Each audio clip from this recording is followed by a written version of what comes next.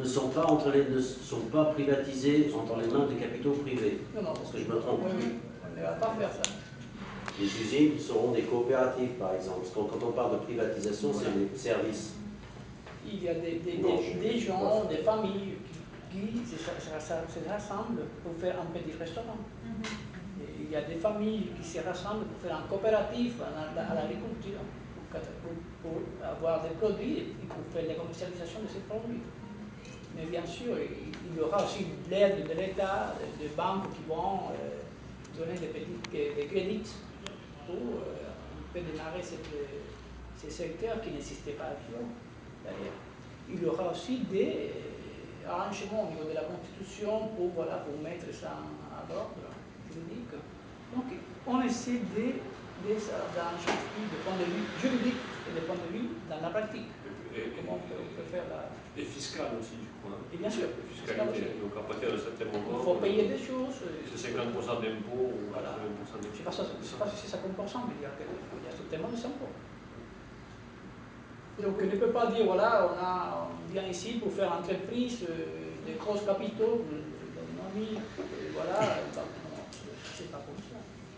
Cette grosse capitaux, c'est au niveau de l'État. C'est de l'État, avec je ne sais pas quelle compagnie ailleurs qui vient, voilà, pour faire, je ne sais pas quoi, un hôtel, pour faire des autres choses.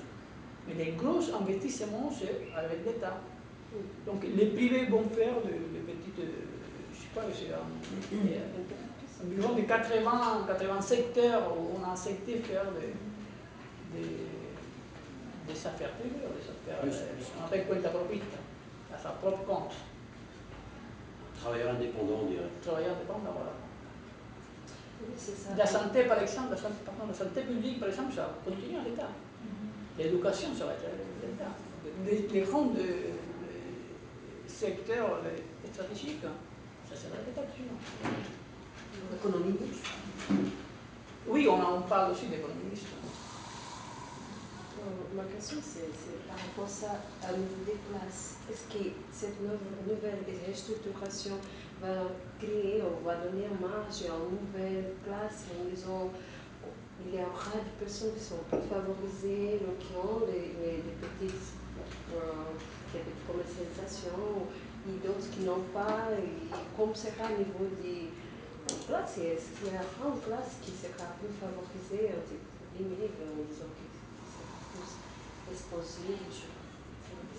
Il savait avoir parmi la population une certaine gens qui peut avoir Mais n'oubliez pas qu'à Cuba, il existe la société, c'est l'État qui garantit la sécurité sociale, qui garantit l'éducation, qui garantit la santé, qui garantit la formation de chacun, de chaque famille. Donc il n'y aura pas de gens qui vont partir à la rue, qu'il y aura des mendiants. Donc l'État aussi, c'est l'État qui contrôle le logement des maisons. L'électricité, c'est aussi à bon prix, donc ce n'est pas cher comme ici, par exemple. C'est pour cela que les gens qui ont des baisses salaires, parce qu'on dit, voilà, un médecin cubain peut gagner 40 ou 60 euros, mais si on fait la comparaison ici, c'est impossible d'habiter avec ça. Mais si tu vas à une maison que tu peux, peut-être la maison c'est personnelle, on ne paye rien. L'électricité c'est 1, 2 euros, ce n'est pas une chose, donc c'est aussi rien. L'eau tu ne payes pas, les gaz rien non plus, donc ce n'est pas comme d'autres pays qu'il y a des prix qui sont aussi assez grands. Les impôts par rapport à la santé, écoutez, ça c'est à côté de l'État, c'est l'État national. Donc je ne crois pas qu'il y aura tellement de différences entre les populations, il y aura peut-être. Mais il sera tellement grand comme de dire, voilà, il y a des mendiants, il y a aussi des gens qui sont riches. Je ne crois pas pour les mendiants. Vous savez, je pense, humblement, hein, je ne suis pas un économiste, mais j'ai quand même assez vu des situations. Paradoxalement, je comprends votre crainte, l'augmentation des inégalités. Je pense que ces mesures vont les réduire. Parce qu'il ne faut pas se leurrer, le Cuba de la période spéciale, il y avait des inégalités, même si elles n'étaient pas flagrantes, parce que certaines il fallait les cacher, des inégalités de ceux qui avaient accès au dollar plus ou moins légalement, de ceux qui avaient accès au marché noir plus ou moins légalement, et des travailleurs honnêtes qui travaillaient dans une usine qui n'avaient accès à rien. Les inégalités, elles étaient occultées, elles étaient occultes, elles étaient cachées, elles étaient le fruit du marché noir. Aujourd'hui, le fait que ce soit réglementé, le fait qu'il y aura probablement moins de marché noir, puisque du coup, certaines activités seront légalisées, du coup, les gens auront des impôts à payer, du coup, le marché noir sera moins toléré, parce que moi j'ai connu des policiers de Marianao qui toléraient le marché noir du petit gars d'en face, parce que quand je lui ai demandé pourquoi, il m'a dit parce que c'est tout ce qu'il a à faire pour faire vivre sa famille, et si je l'arrête pour trafic de cigares, c'est toute sa famille qui n'a plus rien. Donc Cuba, c'était aussi à un moment donné l'interdit qui était toléré jusqu'à la mesure du raisonnable, si je puis dire.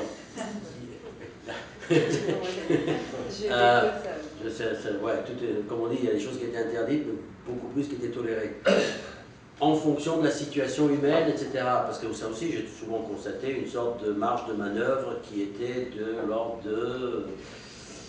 Voilà quoi, on ne pouvait pas non plus... et aujourd'hui, avec ces nouvelles mesures, je pense que si ça se trouve, les inégalités peuvent, à mon avis, se réduire. Au contraire.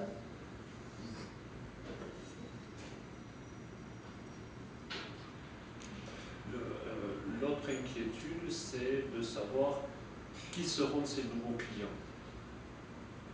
C'est bien de créer des secteurs, de développer, mais qui va faire marcher? Alors, est-ce que les Cubains ont sous le matelas de l'argent et puis tout à coup ils vont commencer à consommer, à aller chez le coiffeur, chez ci, c'est là, ou bien on compte sur le touriste, ou bien... tu vois ce que je veux dire? C'est bien d'ouvrir et de dire, ben, il y avait 2 garagistes, maintenant on va en mettre 5. Il y avait un coiffeur, bon maintenant on va en mettre 3. Ok, mais qui vient alimenter? C'était ça un peu la perspective. Qu'est-ce que c'est cette question là, Pierrot? C'est quoi cette question? Cette question, c'est juste de savoir qui vient alimenter. C'est marxiste ou c'est pas marxiste? La richesse, c'est le travail. Plus de gens travaillent, plus de richesse. Oui, mais ça fait... là, il faut bien trouver le voisin qui viendra te donner... Moi, je pense qu'il y a beaucoup de gens qui avaient accès au dollar, qui, quand ils voulaient se faire coiffer correctement, ils allaient à l'hôtel 4 étoiles, machin truc, se faire coiffer. Maintenant qu'il aura un vrai coiffeur avec du vrai matériel, un cubain juste à côté de chez lui, il ira le voir lui. Mais par exemple. Tu sais, Pierre, et jusqu'à ça fait quelques années, et la visite des Cubains qui habitaient à Lille aux hôtels, aux gros hôtels de Cuba était interdit. Donc il était réservé seulement pour des mariages, pour des fêtes. Ah oui, Donc ça fait quelques années on a ouvert ça pour tout le monde, pour toute la population. Et pour notre surprise, tu sais qui est les touristes les plus importants aujourd'hui à Cuba? Non. Des gros hôtels, les Cubains. Non. Ah oui. Donc, il y a d'argent. On ne peut pas oublier qu'il y a beaucoup de Cubains, qu'il y a des familles là. Et il y a des Cubains aussi qui travaillent et qui habitent à Cuba qui ont d'argent. Et il y a des Cubains qui travaillent à Cuba et qui ont d'argent. Donc, si tu vois les statistiques du ministère du Tourisme aujourd'hui, les secteurs touristiques plus importants aujourd'hui, c'est les Cubains. Ils prennent des avions, bon, il y a des avions de La Havane vers différents pôles touristiques à Cuba. Parfois, tu prends un avion à La Havane, Cayo Largo par exemple, et dans l'avion, 85% ce sont des Cubains.